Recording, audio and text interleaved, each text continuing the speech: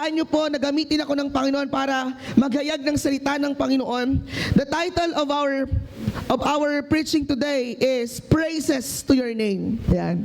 So, siguro yung iba sa inyo ay pamilyar. So, may mga kanta, alam niyo po ba yung kantang Praises to Your Name?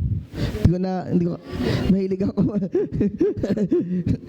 Basta may kanta pong Praises to Your Name. So, maganda po yung lyrics nun.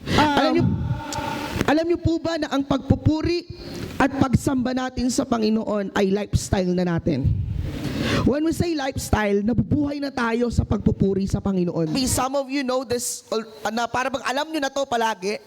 Pero, alam niyo po, bakit nandito tayo sa mundong ito para papurihan at paglingkuran natin ang Diyos? Amen. Praises to your name.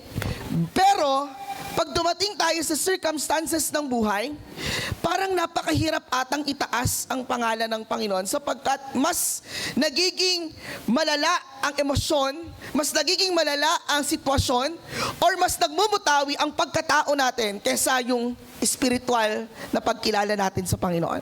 Do you agree with me? Or kayo lang yun, ako lang yun. Na sometimes it's hard to praise Him sa mga sitwasyon na parang, Lord, napakahirap po nito. Pero alam niyo po, sabi ng Bible, in good times and bad times, praise His name. Amen? Pwede bang palakpakan natin ang Panginoon? Praises to your name. Alam niyo po, ang pangalan ni Jesus, His name is above all names. Sabi ng Bible sa Acts, walang ibinigay sa silong ng langit na sukat ikaligtas ng tao maliban sa pangalan ni Jesus. Marapat po bang purihin si Jesus Christ? Amen. Can we say amen? At sabi niya, kahit yung mga nasa kailalimang lupang mga demonyo, magpupuri sa Kanya. Kahit yung mga inkanto sa paligid at elemento, magpupuri sa Panginoon. Sabi niya nga kung hindi, kahit walang tao, kahit ang bato at puno, kaya niyang gamitin para purihin siya. Amen? He deserves our praises. He deserves our worship. Kaso lang, maraming Kristiyano, hindi pinapahalagahan ang praise. Hindi pinapahalagahan ang pagpupuri at pagsamba sa Panginoon. Akala lang nila, ang pagpupraise and worship ay Sunday service na nagpapalakpak, tumatalo na para bagang kultura na lang to. It is out of our emotions na lang na para bagang ginagawa natin to. Kasi ito ay emosyon natin. Na kapag masaya ang kanta, papalakpak. At kapag nakakaiyak ang kanta, iiyak tayo. Hindi po ganun ang praises. Hindi po ganun ang praises. Hindi po ganun ang worship. Na para bagang ang tingin natin sa praises is emotions o kaya naman dala lang ito ng damdamin natin. No. Praises is, ito po ay pasasalamat natin sa Diyos na deserve po ng Panginoon. And it is our lifestyle. Hindi po kinakatamaran ng pagpupuri sa Panginoon. Hindi po ito pinagsasawalang bahala sapagkat isa sa pinakamahalagang aspeto ng Kristiyano para lumago ka, kailangan marunong kang magpuri sa Panginoon. Amen? Kaso nga lang, maraming Christians nowadays, parang ang tingin lang po nila, and sad to say, many churches today is entertainment worship. Entertainment praises. Diba? Yung full of, wala naman pong masama. Yung full of lights, gaganda ng mga sound systems, tapos pag nagpupuri sa Panginoon, hindi na galing sa puso at hindi na nanggagaling sa espiritu at kaluluwa nila. Ano ba Jesus, parang, kasi ang ganda ng tugtog kaya ako nabibless. Alam niyo po, kahit walang instrumento, kahit walang sipra ng gitara, kahit walang tunog ng tambol, kapag gusto mong maranasan ng Lord, mararanasan mo siya sa pamamagitan ng pagpupuri mo na nanggagaling sa puso't labi mo. Amen? Pwede bang palakpakan natin ang Panginoon? Praise God! Praises to your name. Okay po. Sabi po ng Bible, mga awit chapter 150 verse 46, sa tugtog ng tambol, magsayaw, purihin mga alpa at plauta. Lahat ay tugtugin. Ang Diyos ay purihin sa tugtog ng pompyang. Sa lakas ng tugtog, siya'y papurihan. Purihin si Yahweh, lahat ng nilalang. Purihin si Yahweh, kayong naaapi, makinig, matuwa. Ang kadakilaan niya ay ihayag at ang ngalay niya ay purihin ang lahat. Amen! Pag sinabing lahat, kasama po ba kayo doon? Sabihin mo nga sa katabi mo, kasama ka doon. Alam niyo po, pag may baptist kayo na sinasabi na ang tambol at gitara, ang instrumento ay sa demonyo, isend nyo po ito. Banggitin nyo po itong verse na to. Biblical pala ang ginagawa ng mga full gospel church. Biblical pala ang ginagawa ng ang pagpupuri, 'di ba? Ng mga, pero meron na po mga progressive baptist na nag-drums na rin 'di ba? Dati solemn talaga sila, as in, 'di ba? Amazing Grace, ganun. Nauna ako. Tapos, pero ngayon may nagba-drums na rin. 'Di ba? Meron na rin malakas ang tugtog nila. So may progressive baptist na rin. So ano pa po ang sabi ng Bible bukod sa mga awit? Biblical po ba ang pagtaas ng kamay? Wait lang kapatid. Biblical po ba ang pagtaas ng kamay? Ito po ba ay ginagawa lang ni pastor, ginagawa lang ng mga member kasi nakasanayan at kultura lang? Alam niyo po ba, napakahalaga at napaka-spiritual ng pagtaas ng kamay habang nagpupuri tayo sa Panginoon. I remember the story of Moses. Ang pagtaas ng kamay, isang tanda ng pagsuko at paglapit natin sa kanyang presence. Kaya't habang ako'y nabubuhay, awit chapter 63 verse 4, kaya't habang ako'y nabubuhay ay pupurihin kita sa pagtaas ng aking mga kamay, ako'y mananalangin sa iyong pangalan. Amen. Ang pagtaas po ng kamay ay tanda ng pagsuko at sinasabi mong, Panginoon, ikaw ang may-ari ng buhay ko. Kaya hindi po jologs ang magtaas ng kamay. Ay, jologs. Pag hindi siya nakataas ng kamay, yung kaibigan ko, hindi ako tataas ng kamay. Kapag yung katabi ko, hindi ako tataas ng kamay. Hindi pwedeng gaya-gaya ka lang, friend. Pati nga tangs ng katabi mo, nagaya mo na eh. Diba? Hindi ganon. Pati tangs ng katabi mo, pag sinabi niyang bababa. Hindi ganon. Worship is personal. Praises is personal. Amen. At pag tinaas mo kamay mo, alam niyo po bang sumusuko ang gawa ng kaaway? Do you believe that in the spiritual realm? Ganto po yan. Nung si Moises, tinaas niya yung tungkol niya, ano po nangyayari sa mga Israelites? Nananalo sa labanan. Di ba? Pakinggan niyo pong maigi. Tingnan niyo po ang pinakapoging nasa unahan. Nakakapal na ang buhok, in Jesus' name. Says po, pag tinaas niya yung tungkod niya, nananalo sila sa labanan. Kapag binaba nila ang kanilang kamay, yung tungkod ni Moises, talo sila sa labanan. Alam niyo kung bakit? Ang pagtaas ng kamay ay pagproklama na ang kaaway ay gapi sa buhay mo. Na ang kaaway ay talunan sa buhay mo. Kaya huwag niyo pong pagkatamaran. Amen? Wala naman siguro kayong bad odor, friend. Para hindi niyo itaas ang inyong kamay. Diba? It's not para bagang Lord, para naman para naman si pastor legalistic. Pag hindi pa ako nagtaas ng kamay, hindi ako nag-worship sa Lord. Hindi ko po sinasabing ganun. But I want you to know this, kasi po biblical po ang lahat ng ginagawa natin. Amen! Lahat ng ginagawa ng JLKCC ay nasa makabibliang kaparaanan. Amen! Kasi po, baka sabihin nyo, hindi nagtuturo si pastor ng biblical. Biblical po. Ang pagpalakpak, biblical po ba ang palakpak? Isang tanda ng tagumpay at kagalakan. O mga bansa, palakpakan ninyo ang inyong mga kamay. Sumigaw kayo sa Diyos na may tinig ng kagalakan.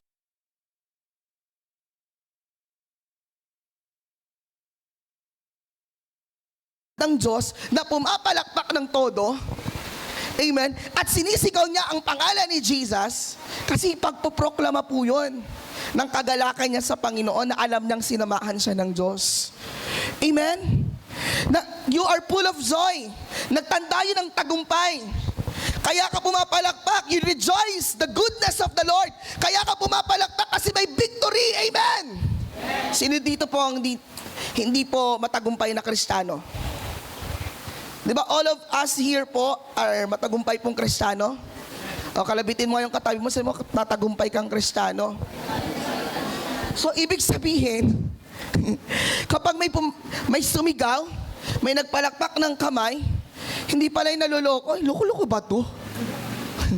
Titignan mo po katabi niya, ay, parang ano ata ito, sira. Hindi po. Yun ay buhay. Yun ay alam niyo po, kapag nasa sa puso mo ang worship, wala kang pakialam sa katabi mo eh. Amen? Wala kang pakialam sa harap, sa likuran, kanan mo. Pakialam mo ba? Kahit nga tumulong, lahat na tumulo eh. Pag naramdaman mo yung presensya ng Diyos, agree or disagree? Di ba po? Lahat ng tutulo, tutulo. Amen. Napakasarap magpuri sa Panginoon. Amen. Another po, ang pagtalon at pagsayaw. Ayan. Si David ay sumayaw ng buong lakas sa harap ng Panginoon. Tulad ni David, huwag nating ikahiya ang pagsayaw sa Panginoon. Huwag tayong papigil sa opinyon ng iba, sapagkat ang tunay na pagsamba ay sa Diyos lamang. Ang pagtalon at pagsayaw, could you imagine po, si King David po, he is a king. Hari po siya. Di ba? Hari po siya. Tapos ang ginawa niya, Lord, pupurihin kita, nag-prophetic dance siya doon sa kalye nung lugar nila. Gaano yun para sa paningin ng tao, binababa niya ang kanyang sarili. Hari siya eh. Tapos para siyang luko-luko nagpupuri sa Panginoon. That time, wala pakialam siya. Sinasabi niya, pinoproklama niya yung pangalan ng Panginoon. Sinasabi niya ang kabutihan ng Panginoon. Sinisigaw niya na ang Diyos na pinaglilingkuran niya ay buhay. Na ang Diyos na pinaglilingkuran niya ay makapangyarihan. Pero hindi nahiya si David. Amen? Alam niyo po, bakit tayo tumatalon at sumasayaw sa Panginoon? Kasi alam natin na ang kalakasang nanggagaling sa Diyos ang kalakasan po ay tanging nanggagaling lamang sa Kanya. Amen? Pwede bang palakpakan natin ang Panginoon? Buong katawan, buong puso, buong buhay. Romans chapter 12 verse 1, ialay ninyo ang inyong mga katawan bilang handog na buhay, banal at kalugod-lugod sa Diyos. So buong katawan pala natin, kailangan nagpupuri ito sa Panginoon. Kahit yung kaliit-liitang cells na meron ka, dapat it worship the Lord. Amen? Sa pang-amoy mo, sa bibig mo, sa tenga mo, sa mata mo, it worship the Lord. Alam nyo bakit? Kapag ang mga bagay na nasa katawan natin, parts of our bodies, hindi nagpupuri sa Panginoon, it lead it to sin. Agree or disagree? Tingnan nyo po, kapag ang tenga niya hindi nag-worship sa Lord, di ba maririnig yan? Ang rinig niyan, rinig ng gawa ng kaaway. Ay, magpakatalo ka na lang sa buhay Kristiyano mo. Ang ganyan naman ang ganyan ang buhay Kristiyano. Bulong ng kaaway ba? Pero kapag ang tenga mo, nagpupuri yan sa Lord, hindi. I am more than conqueror. Kapag ang mata mo nagpupuri sa Panginoon, kahit anong destroyed ng kaaway dyan, kahit makita pa yung pinakamakinis na parang Rosana Roses, i-rebuke in Jesus' name. Pero kapag ang mata mo hindi nagpupuri sa Panginoon, ay, ang sarap sa feeling mo. Oo, pag ganun ka eh. Di ba? So every parts of our body is kailangan nag-worship sa Panginoon. Even your heart, even your lungs, even your kidney, even yung balon-balunan at atay mo sa katawan. Atay at balon-balunan nagpupuri sa Panginoon. O kalabitin mo yung katabi mo, kapatid. Nagpupuri pala lahat ng parte ng ating katawan sa Panginoon. Amen? Pwede bang palakpakan natin ang Panginoon? Praise God. Alam niyo po, kapag alam mo na ang katawan mo ay nagpupuri sa Panginoon, hindi mo yan sisirain. Hindi mo yan sisirain. Hindi mo yan ipupulyot ng mga bagay na hindi para sa Panginoon. Amen. Hallelujah. Happens when we worship the Lord. Ano nangyayari kapag nagpupuri tayo sa Panginoon? It might be some of you po, narinig na to, pero let us remind us po sa message po ng Panginoon. Una po, what happens when we worship the Lord? Healing. Kapag nagpuri ka sa Panginoon, at totoo ang pananampalataya mo sa Kanya, at nilalakaran mo talaga ang pananampalataya mo sa Kanya, kapag nagpuri ka sa Kanya, healing will flow. Not only physical healing, even inner healing will flow. Do you believe that po? Tingnan nyo po. 1 Samuel chapter 16:23. At tuwing dumating kay Saul ang masamang espiritu mula sa Diyos, kinukuha ni David ang alpa at tinutugtugan niya ang hari. Si Saul man ay naaaliw. Umaalis sa kanya ang masamang espiritu at siya'y gumagaling. Sabi nga, gumagaling. Isa pa nga po, gumagaling. Pag nag-worship ka, healing will flow. What kind of sicknesses that you have, worship the Lord and healing will flow. By faith, in Jesus' name. Amen? Kung tatayuan mo yan, Lord, alam ko bata pa ako, pwede po bang palakarin niyo pa po ako ng kahit po ako ay umedad ng 90, 80 years old. Kaya po yan. Anak ka ng Diyos eh, may pabor ka sa Panginoon. Binigyan kanya nga ng karapatang maging anak ng Diyos eh. Eh kung hindi pa tapos ang mission mo sa buhay, kayang-kaya ni Lord yan. Walang imposible sa Kanya. Alam niyo po, every time akong pupunta sa lugar at magme-ministry ako, I kneel down sa lugar, kahit marami pang tao. For example, pupunta ako ng hospital. Pupunta ako sa isang and I kneel down, I pray. Magmi-minister ako. Kaya na-invite ako, pa-pray naman po ng may sakit at karamdaman. This is my lifestyle now. Nag-kneel down talaga ako sa upuan and I pray and I speak in tongues. I speak divine intervention of the Lord kasi wala akong magagawa kapag wala siya. Tuesday po, I went to children's hospital sa Quezon City. Yang bata po na yan ay mukha pong walang sakit, no? Pero may sakit dahil may swero. Pero ito po yung katotohanan. Siya po ay may rare na sakit. Ang sakit niya po ay GBS.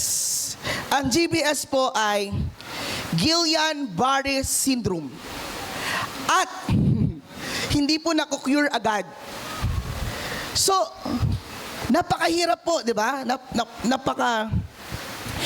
Pag-pray ka, tas typically, or bilang tao, Lord, yung sakit niya, hindi Imagine niyo po yung mga kasamaan niyang sa isang taon, 2 lang nagkakasakit sa 100,000 katao. Ganon ka-rare ang sakit niya. Natamaan pa siya. Ito na po. Sabi ko po kanina, before akong pumunta sa room, I kneel down to the Lord, I worship His name, I praise His name, and I speak in tongues, I pray healing, Lord. Ito po ang nangyari. May isa pa. Isa pa. Ayan. Yung bata po ay pinapauwi na ng doktor dahil pinagaling na po ng Panginoon. Pwede bang palakpakan natin ang Panginoon? He is healed completely! Wow! Pwede bang palakpakan natin ang Panginoon? Purihin ang Diyos na buhay. Even I am so amazed. Bakit po? Yung ibang kasamahan niya doon, 1 year na hindi po galing. Antibiotic ng matitinding antibiotics until now. Pero siya po, pwede nang umuwi. Sabi lang ng doktor, antayin lang na mawala ang bagyo. They will go home na. Purihin ang Diyos na buhay. Healing will flow. Kahit ano pang rare na sakit yan, walang imposible sa Diyos. Amen? Pag pinuri at talagang itinaas natin ng Panginoon, may kamanghamanghang nangyayari. And I'm really amazed. Even the parents, even yung mga nakakita, they amazed how great He is. Nervous system ang dinadali sa sakit na to. Yung GBS po ay nervous system. Nagkakaroon ng problema sa utak, naging meningitis, nagka-cramps yung mga bato, yung mga paa at saka kamay, daliri, nagbabaluktot, and hindi makaspeak, hindi ka makakapagsalita. As in, paralyzed ang gagawin sa'yo. At kapag hindi nakuha ng gamot, kailangan talaga 2 hours. Hindi mapanganib siyang sakit. Pero walang imposible sa Panginoon. Amen? Hallelujah. Purihin ang Diyos na buhay. Pinasa po sa akin ng nanay after our prayer. And the doctor said, after a day, alam niyo po, yung mga positive na result, yung para bagang, yung mga nag-positive siya sa ganito, nag-positive siya sa ganon, it will gone. He is completely healing. Pwede bang palakpakan natin ang Panginoon? Lahat ng resulta ay maayos at ang resulta ay pinagaling siya ng Panginoon. Hallelujah. Woo! The Lord will do it again. Amen. In the last days, I will pour out my spirit. Sa mga huling araw, Book of Joel chapter 2. Sa mga huling araw, I will pour out my spirit. Expect more from the Lord. Expect more miracles. Expect more breakthroughs once you surrender and once you stand in your faith. Amen? Palakpakan natin ang Panginoon. Ano ba po? Renewed strength. Ngunit muling lumalakas at sumisigla ang nagtitiwala kay Yahweh. Lilipad sila ng tulad ng mga agila. Sila'y tatakbo, ngunit hindi mapapagod. Sila'y lalakad, ngunit hindi manghihina. Di ba? Nagkakaroon tayo ng kalakasan once we worship the Lord. Naalala ko po, pasensya na po, no? Baka palagi ko na itong natetestimony kasi hindi po ito na papanis sa akin pong mga alaala eh. Nung college po ako, lungkot na lungkot ako eh. Imagine nyo po, nagme-ministry ako sa Badjao. Nagme-ministry po ako sa yung mga pulubi dun sa Rojas Boulevard. Pero dun naman din ako natutulog. Sa Luneta din naman ako natutulog. Dala-dala ko yung bag ko, tapos yung, di ba parang hirap mag-share? Paano ko makakapag-share? The Lord will provide. Tapos kasama mo nga kami natutulog dito. Di ba? Ang hirap. Tama po ba? Pero, praise God. Alam niyo po, ang kinanta ko lang, in Christ be the vessel, I can smile at the storm. Pambata, di ba? Alam niyo ba yun? Sino po nakakaalam? Di ba po pambata, pero pag pinakinggan niyo yung message, what a wonderful message. In Christ be the vessel, I can smile at the storm. Smile at the storm. Talagang napapangiti ka talaga eh. kahit napaka, Lord, wala ka, yung sapatos ko nakanganga na. Yung pantalong ko, kita na yung brief ko dahil napakanipis na, para ako McDonald's. Yung sira na yung sapatos mo, McDonald's pa yung sa laki ng sapatos mo. Pero purihin ang Panginoon dahil ang Diyos ay kumilos sa mga karanasan na yon. Palakpakan natin ang Panginoon. Ano ba po? Refreshing. Parang ano, no? Pag uminom ka ng soft drinks, refreshing. Pag nag-worship ka sa Lord, ito ay laging sariwa, bawat umaga, katapatan mo'y napakadakila. Pwede po bang prophetic gesture? Tingnan mo yung katabi mo. Sabihin mo, fresh ka ngayon. Sige nga po, prophetic gesture, fresh ka ngayon. Mukha bang fresh ang yung katabi? Sino po dito? Sino dito naka-experience na wala siya sa presensya ng Diyos, pagtingin niya sa salamin, ang pangit niyang tingnan? Di ba may ganung moment? Lord, ang pangit kong tingnan, wala ako sa presensya. Oy, baka naman maging basihan nyo to ha. Titingnan ko nga si Julius kung po. Wala sa presensya ng Diyos to. Baka gano'n na maging basihan nyo ha. Mali po yun. Di ba? Pag nag-worship tayo, yung glory ng Lord nagpo-flow. Do you agree with me? Yung parang Lord, may kakaiba eh. Di ba? May kakaiba. Meron kang karisma na hindi kayang tumbasan ng iba pag nag-worship ka sa Lord. Kapag naglilingkod ka sa Lord, may kakaiba pong intimacy sa mukha mo na hindi kayang isipin ng sino mang tao. Amen. Another po, holiness. 2 Corinthians chapter 3 verse 17 and 18. Ang Panginoong binabanggit dito ay ang Espiritu, Holy Spirit. At kung saan ang Espiritu ng Panginoon ay mayroong kalayaan.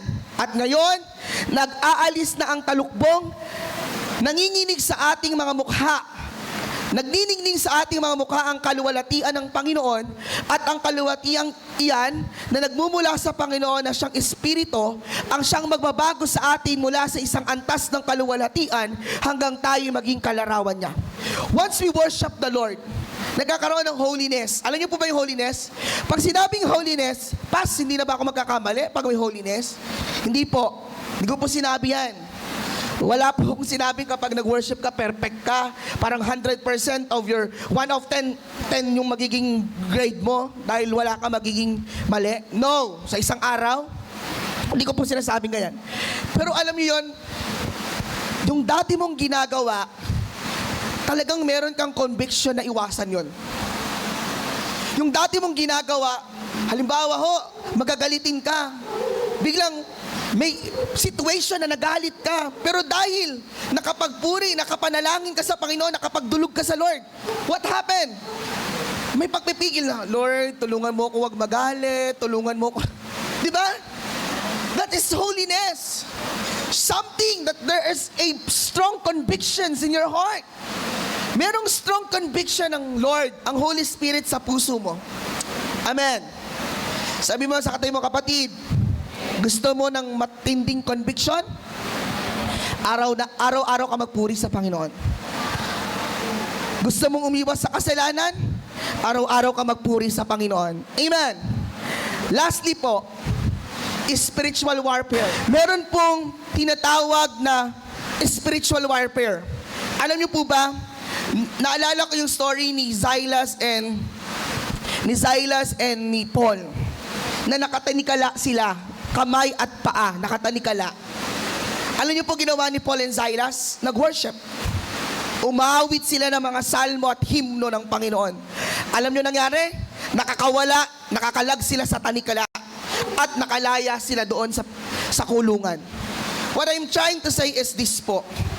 Kapag nagpupuri tayo sa Panginoon, nawawasak ang lahat ng gawa ng kaaway. Kapag tinataas natin ang pangalan ng Panginoong Yesus, ang gawa ng dyablo ay patuloy pong nababagsak. We pull down the works of the darkness once we praise His name. Amen. Kapag nagpuri po tayo sa Panginoon, nawawasak po ang lahat ng gawa ng kaaway. Tanong po, anong klaseng gawa ng kaaway meron po kayo sa ngayon? I really don't know kung ano po yan. It might be some of you may atake ng kaaway sa pamilya, sa kaibigan, sa sayo, emotionally, spiritually, financially. Merong iba't ibang atake ang kaaway sa'yo. Kapatid, kapag yan ay pinagkatiwala mo sa pamamagitan ng pagpupuri sa Diyos, yan ay magtatagumpay ka. Amen? Once we worship the Lord, ang mga anghel ng Diyos ay pumapalibot. Pag pinuri natin ang kanyang pangalan, ang mga mandirigmang anghel ng Diyos ay pumapalibot po at sumasama sa atin. Amen. Katulad po ng ginawa natin kanina, despite of signal number 3, we worship the Lord. We believe the warrior angels is with us. The warrior angels in our house is with us. Amen. Ang warrior angels ay pumupunta sa tahanan mo at sabi niya, anak, poproteksyonan ko ang iyong tahanan. Poproteksyonan ko kung saan ka man naroon. Amen? Pwede bang palakpakan natin ang Panginoon?